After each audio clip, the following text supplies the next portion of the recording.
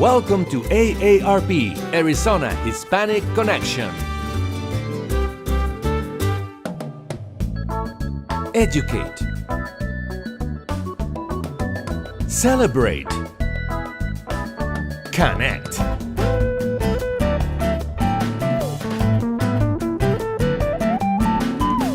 Arizona Hispanic Connection. Thank you for tuning in to AARP, Arizona Hispanic Connection. We have a special show once again. The name of the show today is Rights of People with Disabilities. We have a special guest today with us to help us elaborate and discuss this important issue. We will also have a couple of persons sharing their testimonials of what it is to live with disabilities. We're going to have a lot of information about disabilities. We have a special guest today. We have Dani Ortega, and we have Mari Herrera Daniels, and we have Marcos Castillo, and we cannot forget George Garcia on the phone. So that's the stage. I set the stage for us. And first of all, are you there, George? Yes, good morning. Good morning. And Danny, welcome to our show. Thank you for inviting me.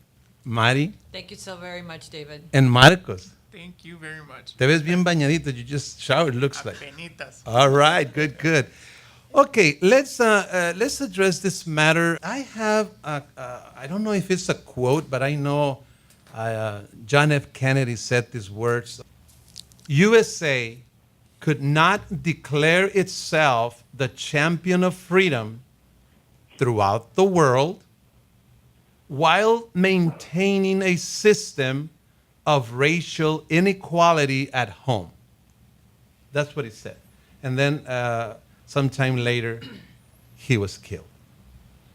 So that kind of sets a tone in the stage. And I would like to start with Dani Ortega. Dani, I asked you yesterday because George Garcia told me that the Americans with Disabilities Act was passed in the context of the civil rights movement. And I asked you yesterday, how can it be something happening in the 60s and then the other event happening in the 90s? So can you help us to connect the two and the importance of the civil rights movement? Well, I have a saying about how things evolve over time, specifically from the legal world, and it's the wheels of justice move slow, but they keep moving. Wow, say that again, please. Okay? The wheels of justice move slow, but they keep moving. It's a painful reality. Yeah, and the reality is that within a legal system, within the structure of government as it exists today in this country and has existed for over 200 years, things don't happen as fast as we would like. And they don't happen as fast as we would like because we have challenges, behaviors, norms, customs. When you talk about race, when you talk about gender, when you talk about disability, when you talk about creed, all of those things, we all bring to the table a diversity of thought. But at the end of the day, we're still controlled by norms. And those norms many times are not founded in the core values of why it is this country was created or of the humanity that exists between us, though we are different in many ways. Right. And so this country in particular faced probably one of its biggest challenges in the 1860s. And that was to finally abolish slavery. And we had a civil war over it. Wow. It wasn't a matter of getting up one day and saying, it's just not right to enslave people or to have people as property. Right? It took a war to get the country to come to grips with the idea that people couldn't be property. That's why I said it's a painful reality. Why does it have to cause so much suffering, before we act? Yeah, and so the time has always been a factor in how we evolve as a country and how our core values finally rise up to recognize everybody. Right. No matter the color of the skin, no matter the gender, no matter how they're brought to this world or what occurs on their existence, that we all have to be treated equally and given an opportunity to excel. The civil rights movement has to be a very, very critical chapter in the history of this country. And I was doing a little research, as I have to do to conduct this show, and it unleashed a lot of stuff in the 60s primarily. Can you walk us through some of the things that were unleashed, some of the movements that are linked to the civil rights movement? Well, I think as it relates to our communities, and we're talking about communities of color, the civil rights movement was a whole new way of approaching politics and to fight discrimination and to fight inequality. And it really started with the African American community. Right. By the way, over time, we also have different labels, even within all communities have different labels. I mean, when I was a kid, I was a Mexican, right? And then I became a Mexican American, and then I became an Hispanic. And then one about time I was Chicano? Chicano first, and then an Hispanic. Now I'm Latino. Who knows what I'm going to be 10 years from now, right? Right. But the same thing. Latinx, I think it is now. Yeah. What is it? Latinx. Oh, yes. Okay. Yes. Yes, you're absolutely right. Let me deal with that in a minute because that's important. The labels, right? Well, right now, you know that when we now have labels that don't distinguish a gender, like Latino and Latina, they've now combined it to Latinx. The X is for whatever you are, male or female, Right. and that recognizes once again the LGBTQ community. All right, and how you identify as opposed to how you were born. And all this was literally unleashed, these movements. I mean, the African American community emboldened themselves and helped embolden other communities to get out and start to believe that they could generate change. You're talking about the Latinos, Native Americans too. And then women began, and then the LGBT community. So it's an amazing part of the American history, this civil rights movement that unleashed so many activities and movements. Well, I think that the And key can to I- my original point was that once it was the Negro community and the Black community, and now it's the African American community. But back then, Mexican Americans and the Black community began to believe that they should have equal rights. Right. And when they began to believe, it started with the African American community. And I overheard George. George, jump in. So you mentioned John F. Kennedy, and he's from the 1960s, where he talks about racial equality. And when we talk about the history of people with disabilities, we have to talk about what's called the independent living movement. Okay. And just as you mentioned about the civil rights movement, the free speech movement, the anti-war movement, all of these movements took place in the 1960s. Well, so did the independent living movement. And you know how we talk about like Martin Luther King and Cesar Chavez? Well, people with disabilities have their own heroes. And one of their main heroes and the father of the independent living movement was a guy named Ed Roberts, a man who had polio. He got polio as a young man, was living in an iron lung, used a power wheelchair, used a ventilator, couldn't really breathe on his own. And he tried to go to school. He signed up to go to school in Berkeley, California, at the University of Berkeley. And the dean of the school rejected his application, saying, "We tried the crippled thing, and it didn't work." So he ended up fighting, taking them to court, finally was accepted, and they compromised with him, saying, yes, he can go to school, but he has to stay inside the nurse's office.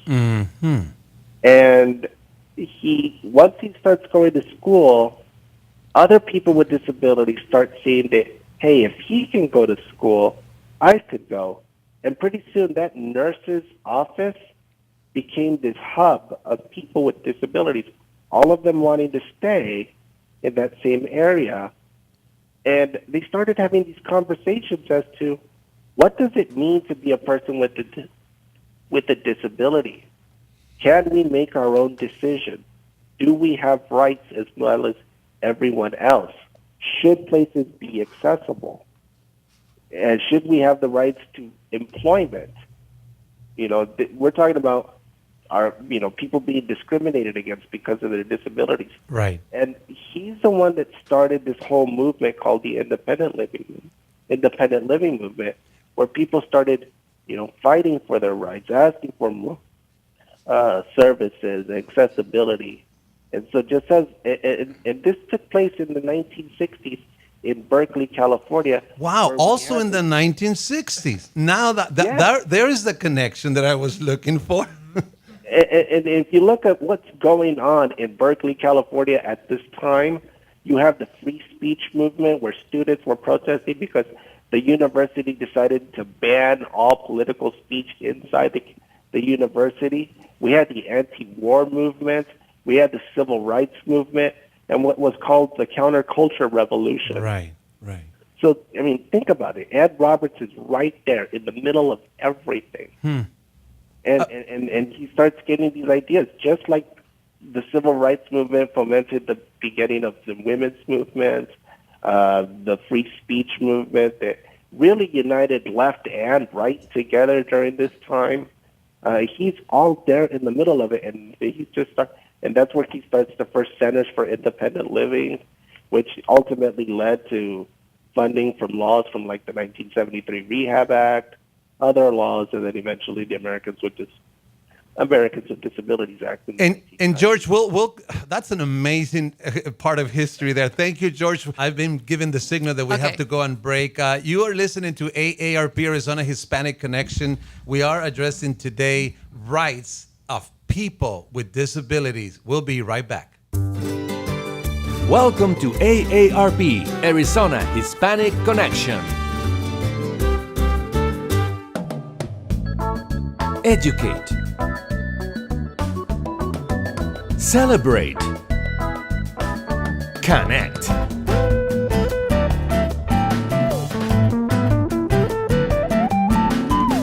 Arizona Hispanic Connection. Thank you for staying with us. This is AARP Arizona Hispanic Connection. We are addressing rights of people with disabilities. We're going to come back a little bit to the history part of it, and then we'll come back to give more details about the disability community, especially the challenges that Latino face in this. The stigmas and so many things that are part of all this matter. I just have to read again the quote that I have from JFK. USA could not declare itself the champion of freedom throughout the world while maintaining a system of racial inequality at home. Soon after that, he was killed. That says a lot. That says a lot of the struggle. And Danny, again, the civil rights for blacks, it was key. I'm sure there's still a lot of issues for Latino, the Cesar Chavez, the unions, the labor. You're talking about women with rights, also the gay community. Can you elaborate a little bit more about how crucial this time in the U.S. history was and continues to be? Well, I think that the 60s was a different time for this country, and it's faced different challenges as its growth. We're still a young country, right, and we're still growing.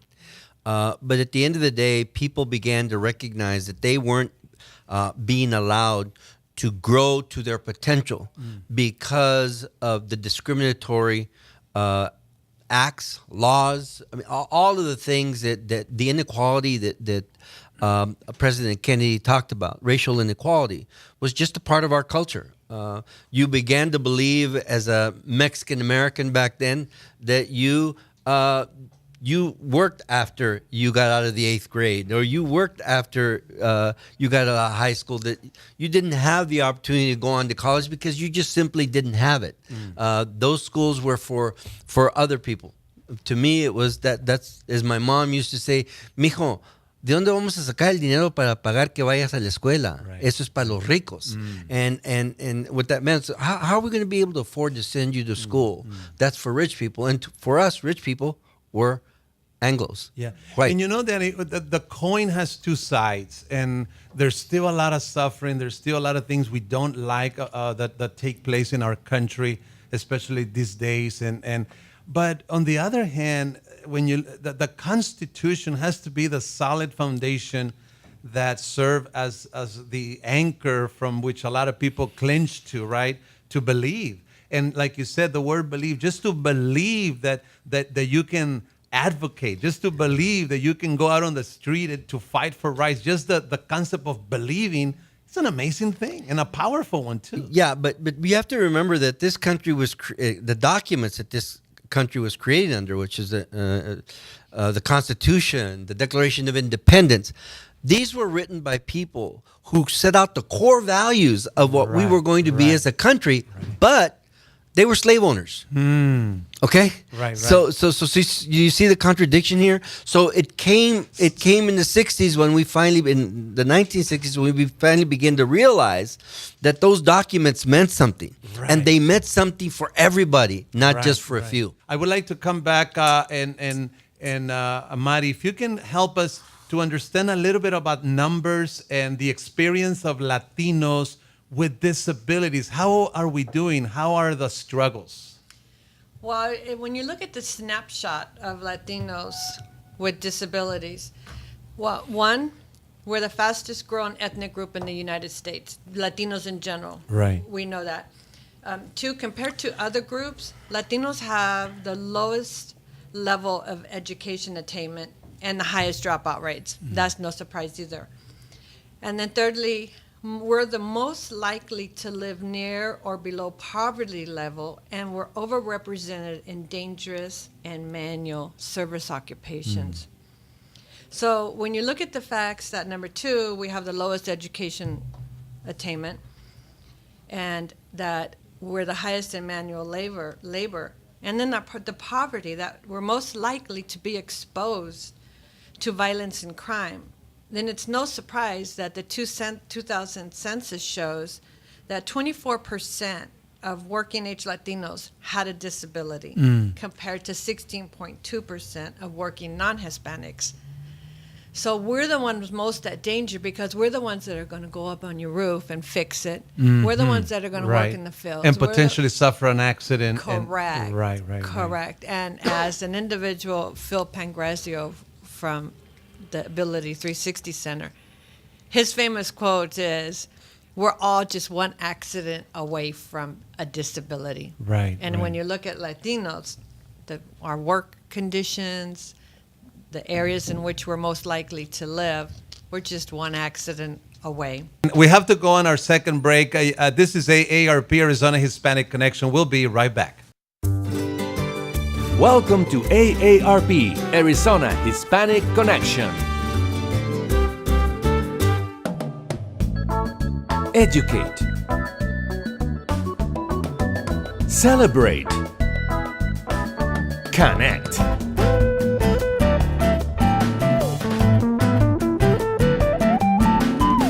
Arizona Hispanic Connection. Thank you. Thank you for staying with us. This is AARP, Arizona Hispanic Connection. We're talking about rights of people with disabilities. And we're going to come back to you, George Garcia. You're on the phone. Would you help us understand a little bit more the Americans with Disabilities Act? So when we talk about the civil rights movements of the 1960s, and you say, well, how come it takes so long to get to something like the Americans with Disabilities Act? The Americans with Disabilities Act was sort of like a culmination, the end result of lots and lots of struggle. And one of the first laws, before we can talk about the Americans with Disabilities Act, and I'll mention it really quickly, was the 1973 Rehab Act. And what that law said, it said, if you receive any type of funding from the federal government, you have to be accessible. You can't discriminate against people with disabilities. You have to provide equal education opportunities to students with disabilities. You have to be wheelchair accessible and provide all sorts of types of accessibilities if you receive federal funding. So now we're talking about schools, federal government buildings, things like that. But that didn't mean that if you had a private business, you had to be accessible. And, that wasn't fair for people with disabilities. And so after lots and lots of advocating, lots and lots of protests by lots of different organizations, in 1990, the United States signed a law into called the Americans with Disabilities Act. And what that law said is, even if you don't receive federal funding, if you're a public building, a business that provides services to the public, private schools, you have to be accessible to people with disabilities. And that included telecommunications, for phones, all sorts of things that were not initially covered with the 1973 Rehab Act. Got it.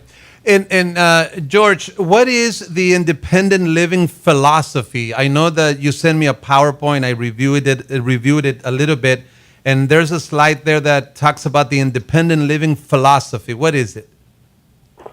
Okay, so as Danny Ortega had mentioned earlier, he talked about norms and the idea that even though we may be founded on certain principles, there's still cultural norms, right? And those are probably the hardest things to change.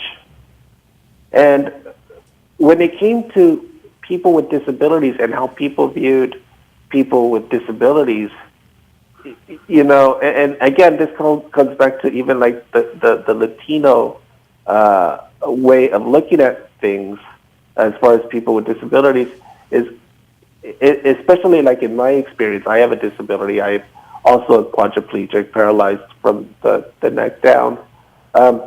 People would say, in Spanish, would say, ¿Cómo se te enfermó? Right. How did he get sick? And meaning that there's something wrong, and that you need, you can either get better or you should be protected. Well, and as Marcos said, this is not a sickness. This is a new normal. This is a new reality. Right. And so when we talk about the independent living philosophy, it changed from what was considered a medical model of we're not sick, we're not the one that's wrong, we're not the ones that need to be cured. What the independent living philosophy said is, no, we are normal. This is our normal. Right. And it's society that needs to change. Those barriers need to come down, whether they're a way of thinking or physical barriers. Right. We're not disabled because we have a disability and we can't go up the stairs. No, we are being held back because those stairs exist without a ramp being there.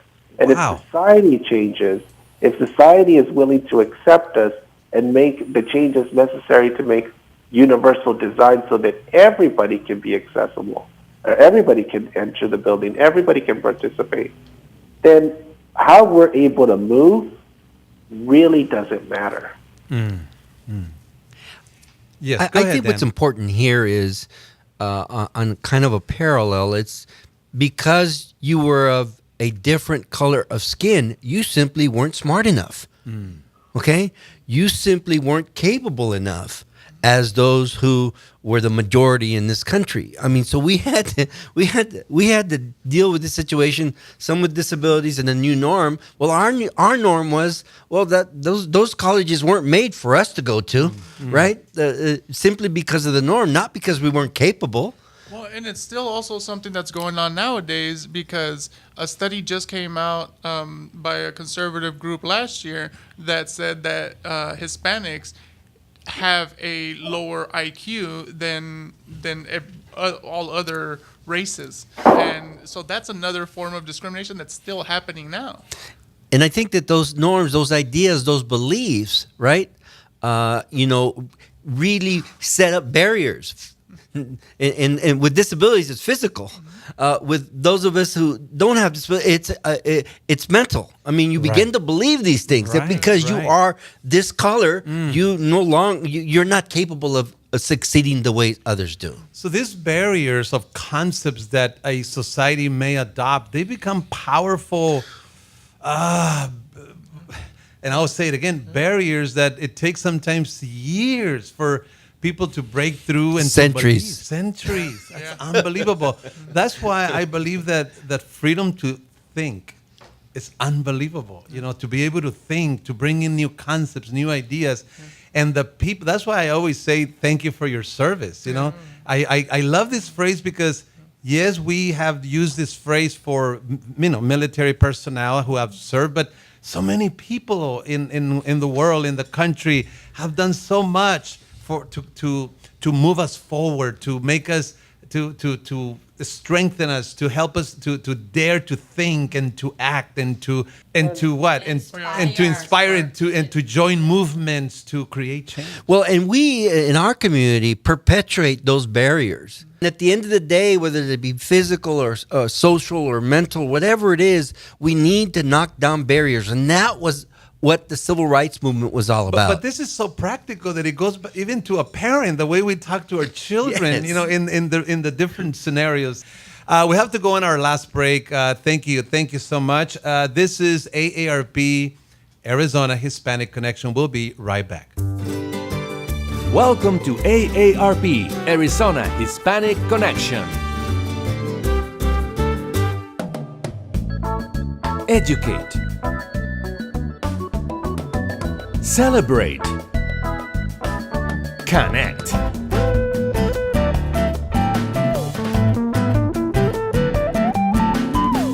Arizona Hispanic Connection.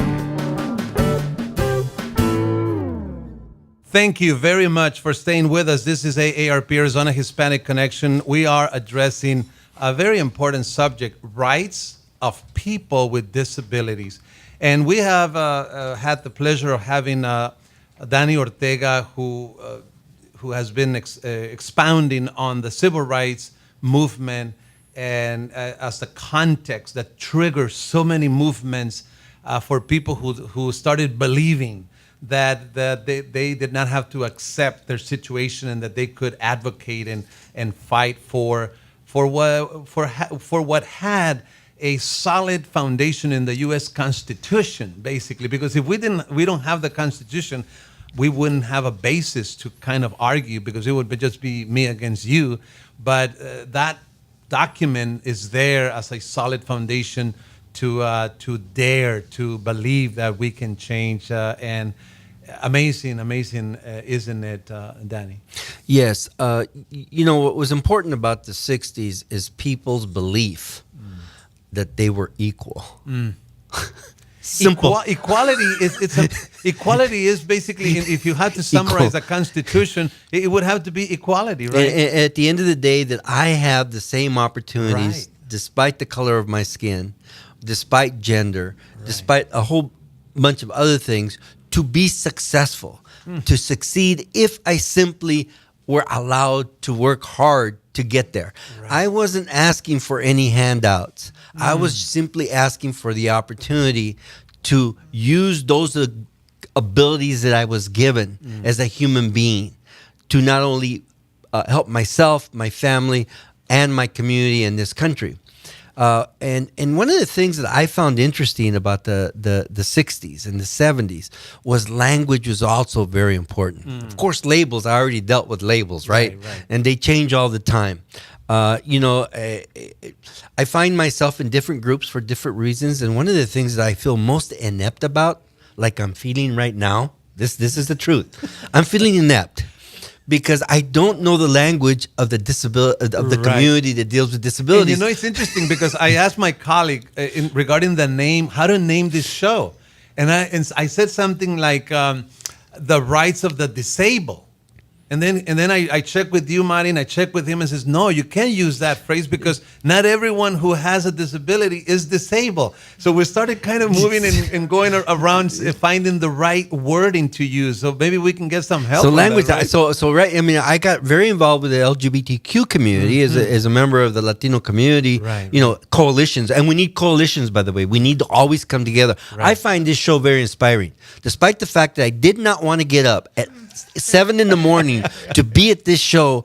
I am very happy to be here. Me too. Because this is inspiring to watch Marcos right now. right. It's so inspiring to hear George right George. now. And I'm like, wow, I'm glad I'm here. So teach me, because we have to learn how to treat each other and what words to use when we do so. Yeah. Well, Can there we? is- Yeah, there go ahead. is, there is a philosophy, and it's called language. I'm sorry, people first. People first language. So Marcos can probably touch on people Can you? first. Yeah, make and sure what you that speak means. close to the mic. Thanks. Well, I just wanted to touch, excuse me, on a couple of words that I grew up using, and it was part of our pop culture words that we were using. And I hope I don't stray into ground that I'm not supposed to. But we used to say gay for everything, or if something was, we thought was dumb, we would say, oh, that's retarded. Okay, that's a word that even right now I have a hard time using, because I have a niece that lights up the room every time that she comes in. My little Mia, right? She's amazing, and she has Down syndrome. And we never had a person in our family like that. But now, every time I hear somebody use that word, I cringe. Y el coraje, the anger that comes within me, is because now I see that. I have a person in my family who is affected by something like this. So And she's not retarded. and she's not. That's the key. Yeah. Yes. And Yeah. so, Developmentally delayed. yeah. And, we used to say mongolito, right? Yes, And yes. it sounds way worse than English. Mongoloid is something that, like, whenever I hear that word also, something just kind of triggers inside of me. And it's the same thing, and there's certain words that we embrace, right, to take away their power. There's certain words that they don't belong in our dialogue at all. Right. So. And I have to come back to that word equality, because that's what it's all about. I think if you had to summarize the Constitution, equality. We believe that all men are created Equal. equal. Yeah. Now we have to put people are Yeah. Right. created equal. Yeah. That's right. So Not there's just been, men. right. So there's been so many. No, and this is what is so amazing in how we evolve and how we are evolving, and that's amazing. George, anything on terminology that you want to bring forth? Marty mentioned people first language. And it's so essentially what it is you say the person before you say the disability, right? So, like, for instance, you said disabled people. Well, I mean, people say, well, what difference does that make? Right. Well, what are you saying first? Right. What are you looking at? Do you see disabled George? Do you say Mexican Ortega? Got it. Do you say... and so what we say is a person in a wheelchair, a person who has Down syndrome, if you have to talk about the disability. And what that, as simple as that may sound, what it means is that you are considering the person. You realize that deep down, they're just like everybody else. Right. We're not inspiring, just like I don't inspire other people because I'm Mexican. You should, George. I'm equal. I am a person just like you, trying to make this way through life, and knowing that nobody gets out of this alive. We just got to make the best we can with this, on the short time that we are here on Earth. And so when we talk about terminology, we like to say label jars, not people, because nobody likes to be labeled. We're a lot of things. It's difficult to put somebody and say, this is you, and this is where, we don't, it's called pigeonholing. We're a lot of different things. We're not just all summed up into our disability. You inspire many. You have inspired me. I've met you, what's it been, about 10 years ago? And you have since inspired me and the work that I do. And you have shown me how to advocate for Mia. You inspire a lot of people, George, and you have inspired this summit. Definitely. We only have just a couple more minutes. And Danny, again, coming back to civil rights movement, what it shows is there's so many meanings and so critical. How would you summarize it, and especially in the days that we're living today? Well, we're having a resurgence of some of the challenges that we had in this country early, and it has to do with the most vulnerable among us. And of course, the challenges that we're facing today have to do with immigrant communities. And the fact that race and animus has raised its head again in a way that we didn't expect because of the challenges that we met in the 60s and the 70s. And we have to be realistic that even though we've had progress in this country as it relates to people's civil rights, as it relates to equality, as it relates to abolishing discrimination, there is still a segment of our society who wants to make America great again.